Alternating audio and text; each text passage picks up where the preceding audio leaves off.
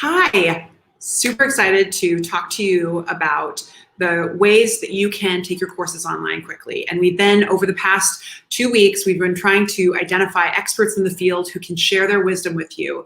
And boy, do I have a treat for you today. Please join me in welcoming Dr. Ara Austin, who's a chemistry professor at Arizona State University. Thank you so much for making the time. Oh, no problem. I do this for a living. There aren't a lot of online experts out there in STEM education. So I'm no means by an expert, but here I am. That's what people call me nowadays. So I'm more than happy to talk with our audience today via live stream and get them going in online ed. Awesome. So for folks at home, just so you know, Dr. Austin teaches both in person and online, but she teaches really complicated courses online. You teach what kinds of chemistry? I teach organic chemistry, which is a standard course that our science majors take, whether they're biology majors, biochemistry majors, engineers. So I have a good mix of our students. A lot of my students are on the medical school track, so they're on pre-health. So they are very motivated, very enthusiastic, and I just love all of them. Great. And so we are getting a little bit of Wi-Fi issue right now. You are freezing up a bit, but honestly, for those folks at home, like if you're teaching online, this is going to be what happens, and you just roll with it because this is what your students are experiencing, and it's what's going to be the norm of the day at the moment.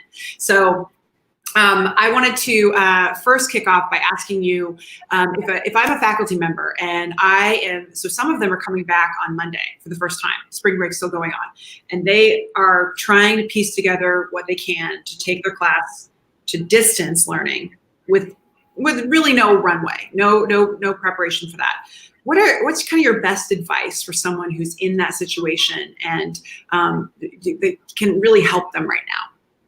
Well, first thing is don't panic. Okay, technology is out there to help you. First things, I tell all of my faculty members, figure out which topics that you're supposed to cover in this time and what are the fundamental learning objectives for the topics. And ultimately, at the end of the semester, what do you really want your students to know? What are the really important concepts in your class? And so once you get that down and pick out like 2 to 3, don't pick 10, pick just 3 and do them well. So I always tell them consolidate, and pick the ones that are necessary that you really want the students to know, and do that first before you try to do the entire curriculum, because it's going to be really hard and nobody's going to fault you for taking your class and missing some chunks in there. So the standardized curriculum is a good thing, but we're not in a normal time. So those things that you go, well, I didn't think that this was really necessary in my areas of expertise, get rid of it and then start from that smaller list of topics, and then either make lecture videos or create ways to present this topic to your students. Yes, perfect. So for folks, again, just Wi-Fi in general is frankly being stressed at a level it never has. So what I heard from that is consolidate, cut anything that's extraneous. Do not a very high platform of making people who think that you are going online. That is what you're doing. You are going to try and do distance, and you are going to try and figure out the most essential things your students need to know. And do not let perfect be the enemy of the good at this moment. So just figuring out what the most essential pieces are. That is super helpful. What is something? Can you talk to us about what you have liked about doing online that you didn't expect? Well, I love my students, and I say this all the time, and I thought that I wouldn't be able to know my students that well. So I felt like I would be so far away from my students that that connection. But to be honest with you, I feel like I'm more connected to my students with the online environment, and it is really up to me to build that connection and communicate as much as possible. So that is one thing that I learned, is that oftentimes in our world right now in research, we have a lot of people at distance, that our colleagues that we work with to do our work. So it's not like those connections can't be built. And those are the same strategies that I use to build connections with my own students in the online environment. And now they're empowered with putting things online. Audience of students that we can reach is more vast. So whereas our students in the on-campus environment, we are only teaching those students that are in our lecture courses. Now we have the ability to reach all the students across the world. And isn't that a powerful thing? And, you know, as educators, we often go, well, all people should get an education. All people would find success by learning. Well, if in order for us to do that, we put it online, because those students are in remote areas. They have community colleges within 150-mile radius. So they need you to put it online so that they can get the same advantage and same level of education. And that is how we're going to help our future students, I think, is by doing it this way. So ultimately, I think there's nothing for me to say badly about online, is that as an educator, I want all people to get the knowledge that isn't restricted to my 10:30 a.m. class in PSF building 166. So that's the best thing about putting things online, I think. So what I heard from that is it's incredibly democratizing. You're going to get students where they live, where they are, and you're going to be able to really provide more reach, but also that just more intimacy, more connection with your students. And there's definitely it eliminates any of the buffer, the pedestal, and you're getting kind of face to face. I've been hearing from faculty that this is actually surprisingly making them think about ways to improve their teaching practice, because you get rid of any of there's no fluff, there's no room for, you're seeing feedback from the students in real time. And so as a result, you're going to be able to know, well, actually, I'm going to have to find a better way to make that point, because I'm clearly losing them. And in the past, that might have been happening, but you didn't have that instantaneous feedback that helps you kind of refine your work as your practitioner, as a faculty member, your teaching skill. So that's really helpful. I also wanted to ask about challenges that you've experienced online. Obviously, folks, we know Wi-Fi can be a challenge right now, and good streaming in the midst of what the excessive demand. But what other things have been challenging for you that you've been able to figure out how to overcome? Yeah, so a lot of my students in the online program are full-time working professionals. They have family members, so on and so forth. So a standard office hour on Wednesday at 2 p.m. is not going to work for my students. So it's made me a more flexible educator in the fact that, okay, 3 hours a week I allocate to office hours. How am I going to split this? An hour on Friday, an hour on Saturday, or an hour, at an evening time is more conducive for the students. So it has made me restructure some of the things that I was doing in my course to benefit the students' schedules in terms of their work and personal commitments. And one thing that I have done for those of you who use technology and learning tools within your classrooms, the best asset that you have in your course are your own students, because it turns out my students are extremely resourceful. So I don't know what it looks like from the student's perspective. I can only see it from the instructor's perspective. So what I've done is utilized the discussion boards or announcements and made it available so the students reply to whatever I'm saying in my class. And I go, hey, I am seeing 10 emails from other students on this technology issue. Can you help your friend in your class? How did you get around this issue personally? And then you'd be surprised how resourceful your other students are, and they'll jump right in there and then help the other students out. And that also helps to build a network of peer-to-peer interaction. And it also helps me as an instructor because the students are solving those problems on their own. So that's how I've been able to get around the technology issues and start a conversation. We can all bond with poor Wi-Fi. We can all bond with things that are wrong in a class. So that's how I've navigated the problems. That's great. Yeah, we were just talking about how the people and animals walking in the background, their kids walking into the room. All it does is it breaks down that barrier between us. And right now, when we want to feel more connected while being physically apart, this is strangely presenting a lot of opportunities. And especially for faculty and your students, you're getting a lot of great opportunity to get to know your students better. Thank you for the feedback. So we have live watchers and getting real-time comments. So what other advice do you have for folks who are just in the thick of it? They maybe just figured out Zoom, and that seems hard enough. And they are trying to figure out, what is the next, how do I get the next win? Any other insights that you can share to help them as they're navigating this chapter?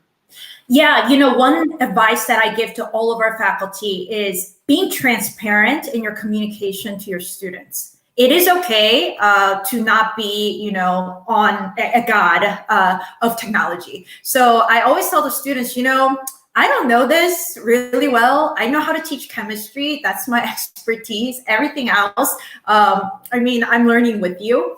And just being very clear and honest with your students. And honesty is key. We go with upper administration. Be honest with our faculty members. We want to know too. Well, students want your as well. So just telling them that, there's going to be some troubles and mistakes, and I'm trying to work them through.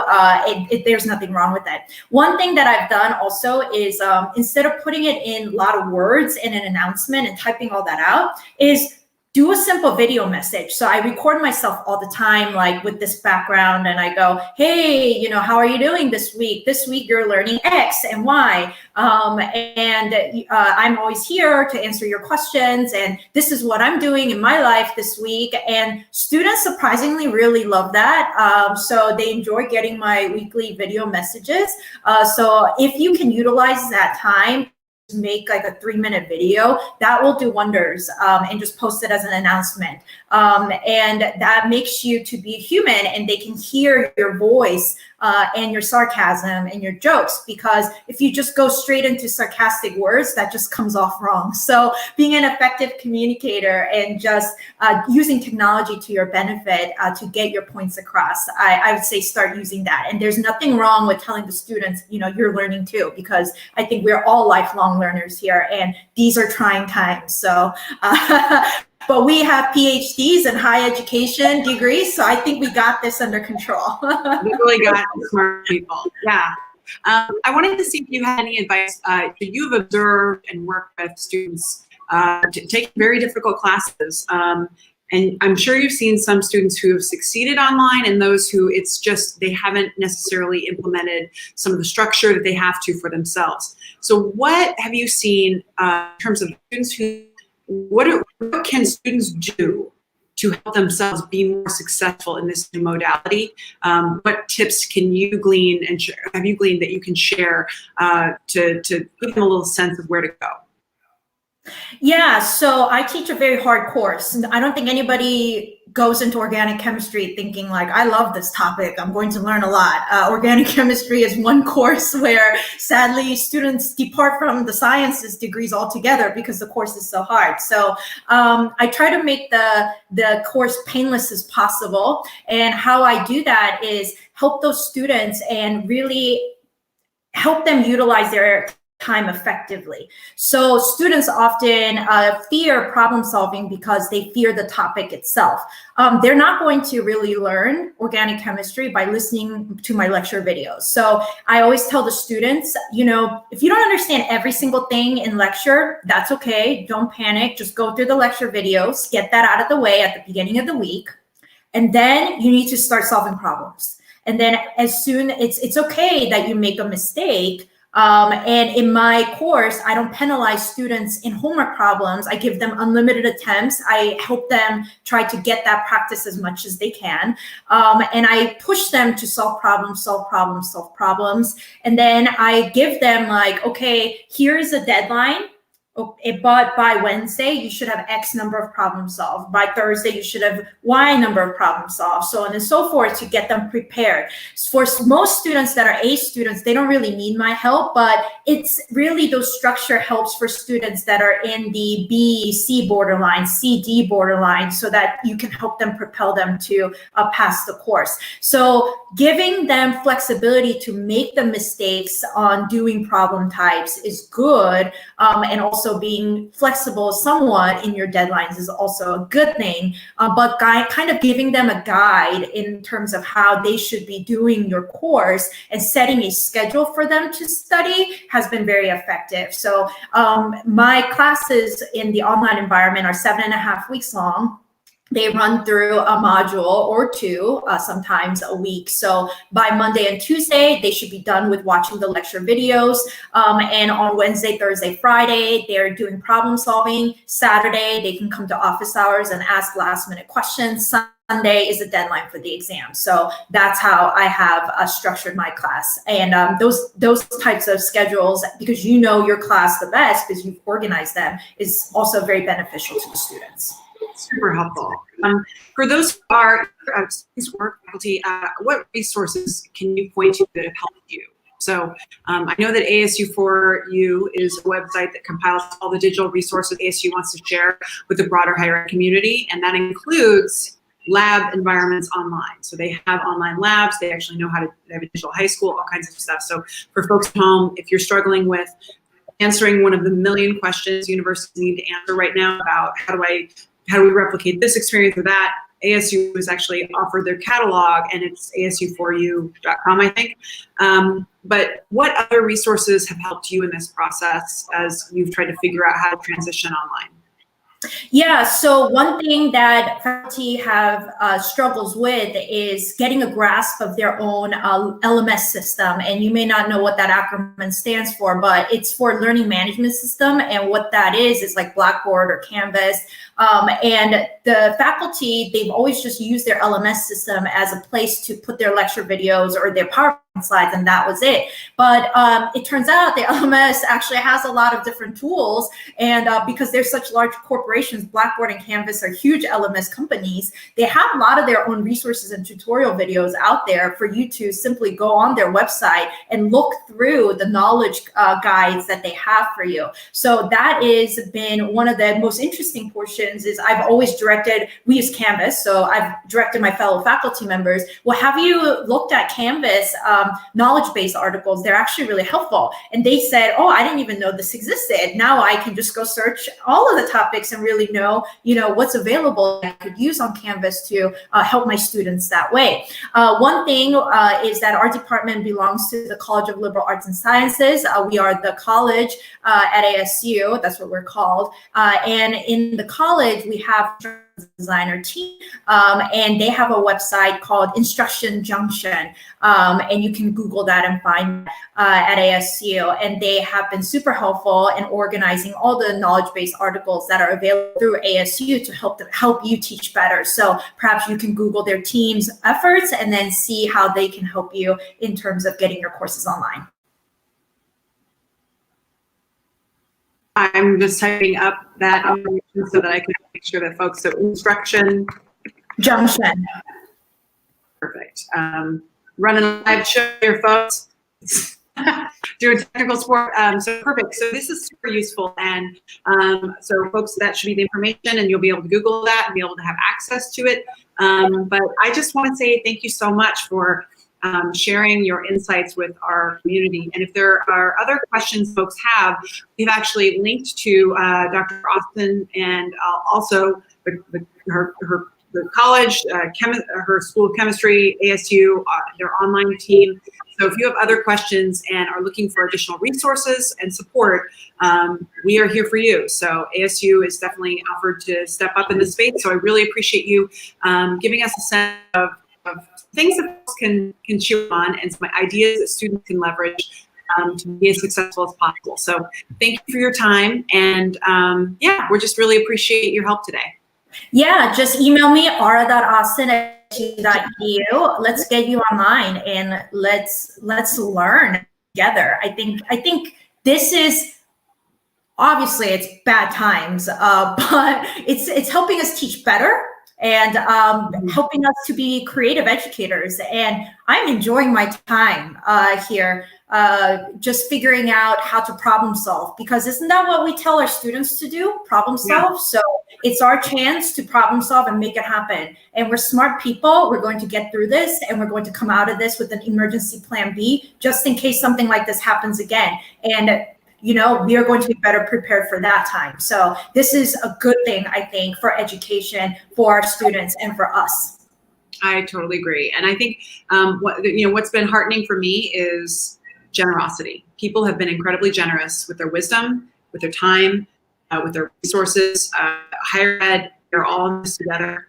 No one should feel like their institution has to figure out all the solutions alone. You as a faculty member, you as a student should not have to figure out this alone. We are all going through this, and I feel like people are stepping up in a really selfless and generous way that really is just indicative of the broader spirit of our collective community. So that's something you modeled today. And so thank you again, and we will hopefully be able to have another conversation with you in the future.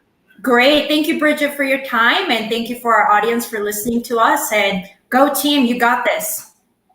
All right. See you, everybody.